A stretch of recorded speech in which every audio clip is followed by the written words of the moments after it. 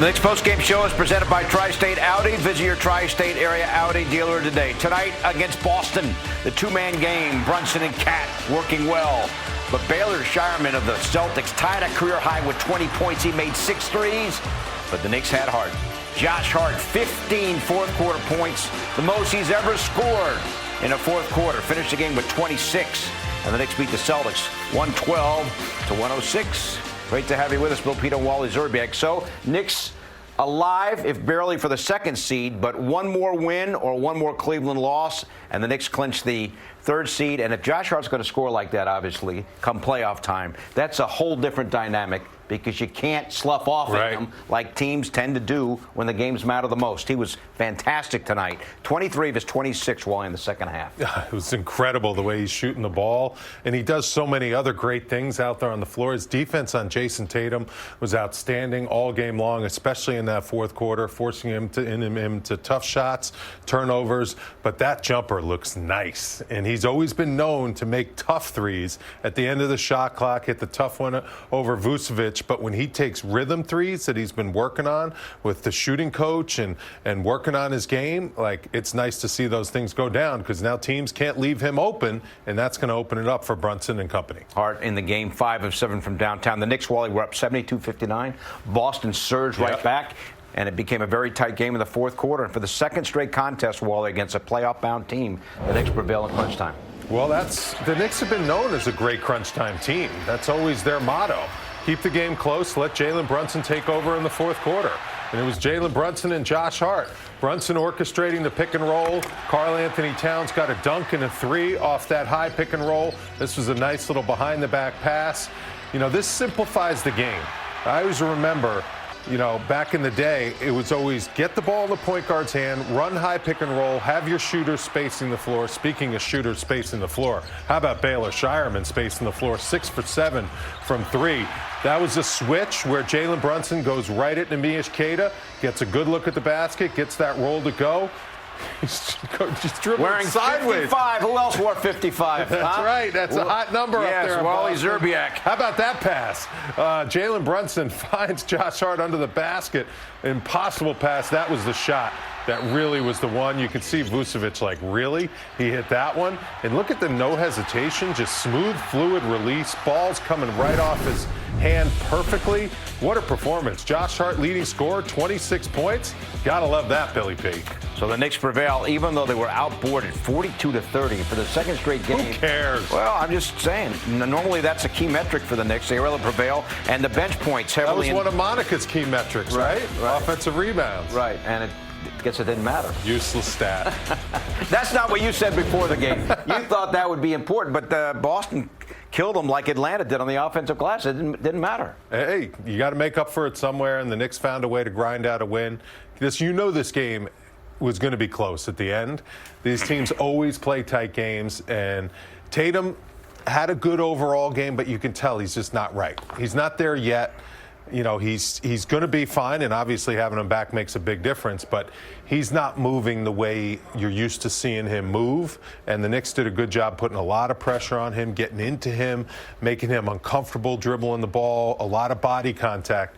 They were physical with him and defended him very well. No Jaylen Brown tonight for Boston. Yes. Tatum back at MSG, of course, for the first time since he tore his Achilles, shot only 7 of 22. Josh Hart, meantime, he is our FanDuel thrilling moment presented by FanDuel Casino, and man, he was fantastic again. 23 of his 26, Wally, in the second half, and 15 of those in the fourth quarter. 5 for 7, and I think he missed his first 2 threes of the game. 5 for 7 for the game, and they were all meaningful threes when the Knicks needed them. And he sees Baylor Shireman knocking down all those shots, snuck in a dunk there. Barely got that one over the rim, but he did. And there he goes, running the floor. Just an overall, the intangibles that he brings on the floor are so key and so important. So then when he starts knocking down shots, I mean, he becomes like, you know, just an incredible asset to have out there on the floor and have on your team when he becomes a really effective scorer. And I've always thought he could be an effective scorer and shooter. He's just got to look to shoot himself into rhythm. Because as a shooter, when you don't shoot that often, those are the hardest shots to make. when you shoot volume shots, like 15 shots is a good number for him, you shoot yourself into the rhythm where you can make 3, 4, 5 in a row. Hart had only 1 rebound. It's hard to believe. Amazing. 26 points. Normally he fills up the box score, but tonight it was his work on the offense. Negative. You and these useless stats. I'm just saying, this guy normally does a little bit of everything. He had a phenomenal game on offense. What made you bring that up? I was looking at the box score. Is it not a little odd for him to only have 1? I mean, come on, give me a break. It's a little They got outboarded by 12. The bench got dominated, and they still pulled off the win. Yeah, all right, sounds good. Where's Monica? Is Monica ready to go? He had 3 turnovers, too. Why didn't you pick on that? It's a really good win. It is a great win. Yeah, Jalen Brunson, he is the subject of our Blue Air feature, Breathe Like a Winner, and he was fantastic. He had another big game with the 10 assists, went for 25 points. How about the fourth quarter execution? The pick and roll, you put the ball in his hands, just making the right basketball play. That's not easy to do in the fourth quarter when the defense is locked in, the defense is aggressive, and they're trying whatever they can to stop you. He just makes the game look easy, and that's some credit to him because in the fourth quarter, that is tough to do in the NBA. And he simplifies the game. He picks apart the opponent. And this is a pretty good defensive team in the Boston Celtics, but Jalen Brunson just manipulated matchups however he wanted. He also moved the ball very well, got the ball in other guys' hands, made the right decision the whole time, and he only had 1 rebound, though. So Jalen's assist total. We don't care about Brunson's rebounding total. Okay, I'm just saying. Is Monica ready? Did you say Monica's ready? Not yet. Who cares if Brunson only got 1 rebound? Who cares if Josh Hart gets only got 1 rebound? That's significant. Okay, fine. Meantime, Baylor Shireman wore 55. I wish the Celtics would have retired that number, so we never. What's it like to see a guy in your old uniform do that? It looks good, man. He's got that long name starting with an S. You know, it was Szczerbiak, now it's Shireman. Listen, he was a great player at Creighton. You know, we saw him battle in the Big East, and they got him last pick in the first round. And you could tell he was very tough on defense and rebounding in college. You know, he's a streaky shooter, but he's come in and really help this team solidify them on the perimeter. He'll guard anyone. He gets after it. He's aggressive on defense and has the right mentality. And when he can start shooting the ball like this, he's shooting the ball 38% from the three-point line this season. He's a guy that's going to be effective, it looks like, in this league for a long time. That's how one of the guys that's helped Boston withstand the losses of Cornette, KP, Holiday, and all the people, Al Horford, who are not on the team. Monica McNutt, please help me. Wally and I, it's not going very well in here, Monica. I don't know if you heard any of that, but take it away. No, what did I miss? What? I don't know. I mentioned Josh Hart only had 1 rebound despite the phenomenal job on offense. He's been picking the rebounds. The Knicks got smoked on the boards, and I mentioned that was a key to your victories, is getting the rebounds. It was. And then he picked apart Josh Hart only 1 rebound, so I brought up the fact that Jalen Brunson only had 1 rebound. If it's fair, it's fair. Now, listen, tonight, we're not going to focus on the negative, Pidto. Come on, lock in. That's right. I'm just reading the box score. That's fair. And with no editorial comment. Listen, I got you, and I will be the first to acknowledge that I would like to see more offensive rebounds. But on a night where you shoot 42% from the three-point line and you get the heroics and the stops that you need in the fourth quarter, I think there's a lot of good to take from this one. Of course, you'll go back and look at film. I personally think, and Wally, you tell me, because you know how it is to be playing this time of year, about to roll into the postseason. I expect to see a little bit of a different defensive scheme when it comes to guarding Karl-Anthony Towns, even putting more pressure on Jalen Brunson to get the ball out of his hands if we do meet, or if the Boston Celtics and the New York Knicks are to run into each other in the postseason. But as far as tonight was concerned, I thought the team played with great focus. I thought they played with great energy. When they needed it the most, they got their guy, Josh Hart, who we all know is a utilitarian type of player, both on the floor and what he represents in the locker room. He had a big game. He's one of the guys that truly all of us can get behind and be joyous about having a night like that. It was awesome. I mean, the competitive nature in game, 80 of the season going into the playoffs, the way the guys played. But, Monica, I want your true assessment. Okay. What are your thoughts on Jason Tatum? He looked more like himself in the second half. Wally, he's played 17 games. I think for a guy coming back from an Achilles, who's only played 17 games, who was back in the building where the injury happened, I think he looks fine. Here's the thing. You can't leave him open still. And if you see him in front of you as a defender, you have to respect that. So I think this will be one of the scenarios for him as you roll into the postseason where he gets better game by game, series by series. Is he 100% himself yet? No. But is he still pretty damn good? I would say so. Monica, we talked a lot in the pregame about the two-man game between Jalen Brunson and Karl-Anthony Towns. We saw a lot of that against Atlanta the other night. What did you see tonight with those two working together? Yeah, that definitely came back into the forefront in the fourth quarter in particular, where we had some big baskets. I loved that play by Karl-Anthony Towns because it just demonstrated tremendous body control of a guy his size. And then there, we know how lethal Jalen Brunson can be when he's able to get 2 feet in the paint. I think we're going to see a lot of this moving forward. I think it will continue to open up actions, not just for the two of them, but you saw it tonight. Quality three-point shooting from the corners. OG Anunoby, I think, got involved in one of those actions, and Josh Hart made himself available as well. So this is going to be important because the thing about it, and we talked about it pregame, is you have to create space, right? You have to figure out a way to shift defenses so guys can get decent looks. So I'm excited about where this can go. I'm really excited too. The game looked so easy for the Knicks in the fourth quarter. They just looked like they were on point exactly where everyone needed to be, and it's a spacing thing too because you have shooters surrounding Kat and also Jalen Brunson. So Jalen Brunson, when he knows where his guys are and he can kind of pick apart the defense, he's just he's the best in the league in clutch moments. I mean, he was last year clutch player of the year. He hasn't had as many close games to do it this year, but now down the stretch, he's reminding everyone how good he is in the last 5 minutes at just picking the other team apart. All right, Monica, we want to revisit your recipe for success. Yeah. How did all of this work out? So, all right, so offensive rebound tonight, bump, fail, wrong.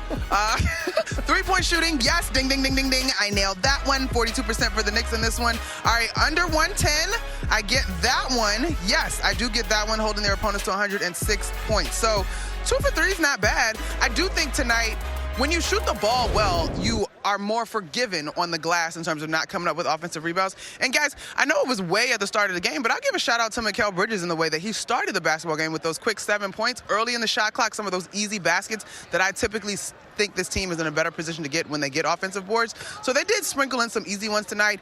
And because they shot the ball so well in the fourth, offensive boards doesn't come back to haunt you. Okay, Monica, thank you. We'll see you tomorrow night, okay? Sounds good.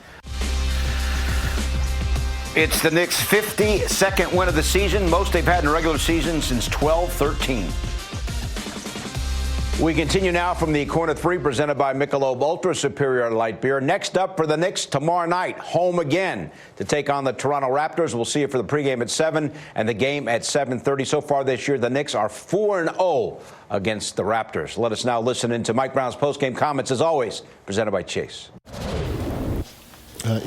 Guys, last couple of games, one of the things that we've been harping on and are talking about is our starts.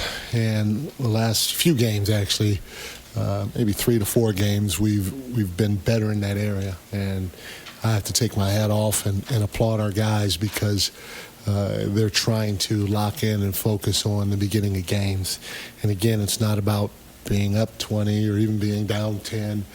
Because that can happen. You can still start right no matter what the score is. And I thought our guys started right tonight. That had carryover into the fourth quarter. Our fourth quarter defense was pretty good. And our fourth quarter offense, in terms of the execution, was really good too. They obviously tried to cross-match, putting Nimi or Vooch on Josh. And our guys did a nice job attacking it. We've faced it all season, and so we feel like we're pretty good in that area, and we feel like we know how to attack it. And to Josh's credit, Boston, their game plan was to let him shoot, and he stepped up and and he knocked down big shots. If they leave any of our guys open, we want our guys to let that thing fly, and Josh did tonight, knocking down big shots.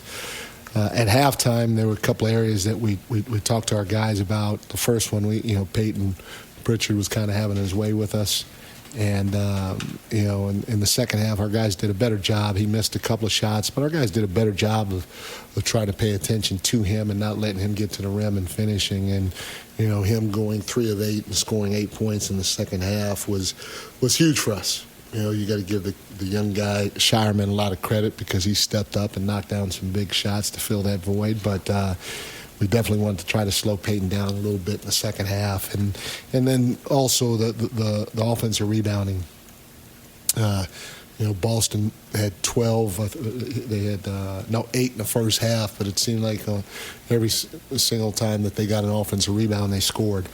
We did a better job giving up only 5 in the second half. We got to even try to do a better job than that going forward, but we gave up 5 in the second half for 6 second chance points. And so those 2 areas, doing a little bit better job on Peyton and doing a little bit better job on the offensive glass, on their offensive glass helped out a lot. I talked about Josh's big shots down the stretch.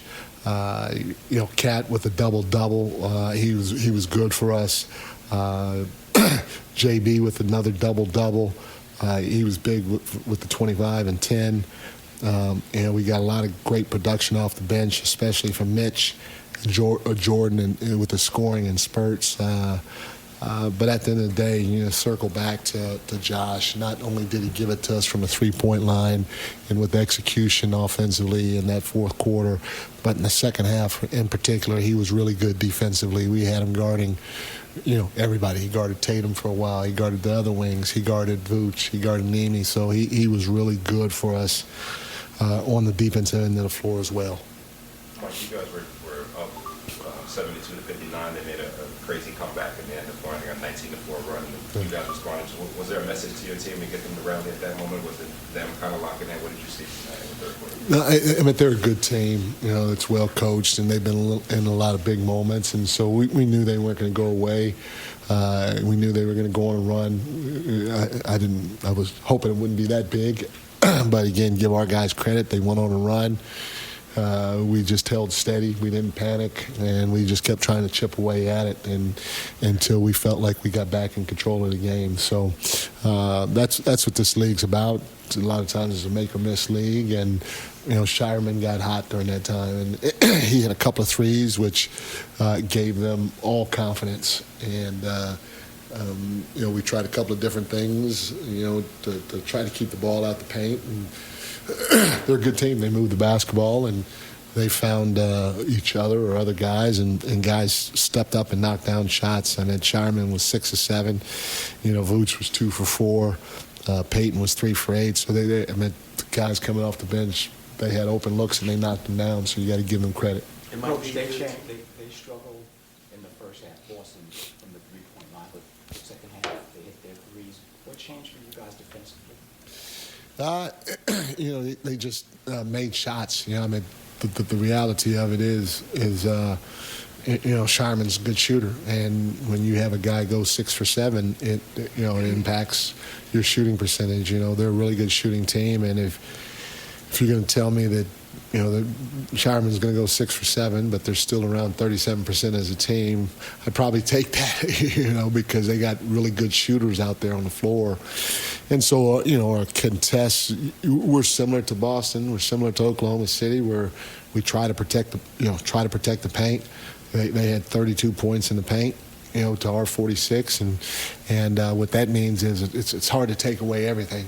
And if you're going to protect the paint, then you're going to probably be late on some of your closeouts, or you're going to give up some threes. And part of it is you hope that your physicality throughout the course of the game has an impact on them, so that when they do shoot, they feel your closeouts, even though they might be from a little further away because we're protecting the paint. So our guys, without going back and watching the film yet, I felt they did a pretty good job of providing multiple effort, which is helping in the paint and then trying to get back out and making them feel us. But at the end of the day, they got guys that can shoot, and they're going to make some, and that's what we choose to give up.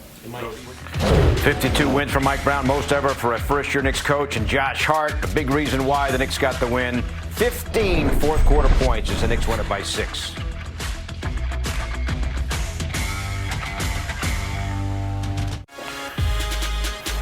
Want to remind everybody we have complete pre- and post-game coverage of every Knicks postseason game throughout the entire postseason. You can watch here on MSG or stream our coverage on the Gotham Sports App.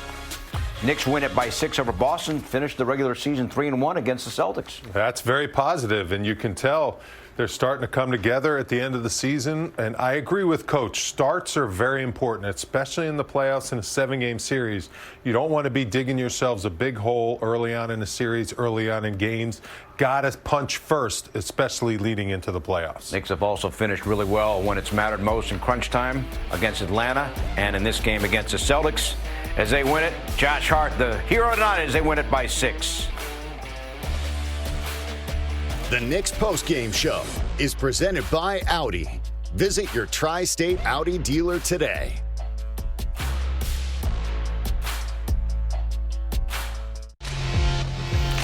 Welcome back. It's the Knicks beat the Celtics tonight, 112-106. It looks like the 4 players off the bench for the Knicks are going to be Shamet, Robinson, McBride, and Clarkson. And Mitchell Robinson, again, tremendous impact. 7.7 rebounds, 3 steals in about 20 minutes of playing time. Outstanding defense, too. He switched out a lot on some tough matchups on Pritchard and on Jason Tatum, and he did a great job defensively. There you see him locking up Jason Tatum. He's so good out on an island when he has to switch and help. The defense is always going to be there. The athleticism is there. The injection of energy in the first half by the bench was a lot. Mitchell Robinson at He doesn't home. have to play a lot of minutes to really impact the game, Wally. That's what's amazing, you know? No, and that's where, like, all season long, the Knicks have done a good job keeping him fresh, keeping him healthy for the playoffs. That's very important, and these are impactful minutes. Because when he's out there, he knows, I'm going full go, 100%. Make something happen. Averaging a double-double over the last 3 games, playing just under 21 minutes a game. It's great. Amazing. So Mitchell Robinson, bench overall, didn't score as much as Boston's did, but Clarkson had an impact. And Shamet and McBride can be very helpful, too. So it looks like it's going to be, if this is gearing up for the playoffs, it's going to be those 4 guys off the bench. It looks like it, and that's a nice luxury to have. You know, you got to build chemistry with those guys, so that unit played well in the first half, not as well in the second half, but that's because Shireman got going. So sometimes the guy's going to get going on the other team, but overall the bench is going to have to be key in a playoff run if you want to sustain a long run to the championship. Yeah, those guys with OG Anunoby, the 4 guys off the bench, and Anunoby were, as you mentioned, especially good early in the second quarter. Knicks win it by 6, 112-106 over the Celtics.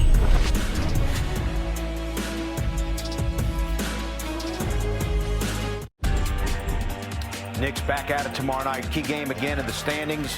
Knicks and the Raptors pregame at 7.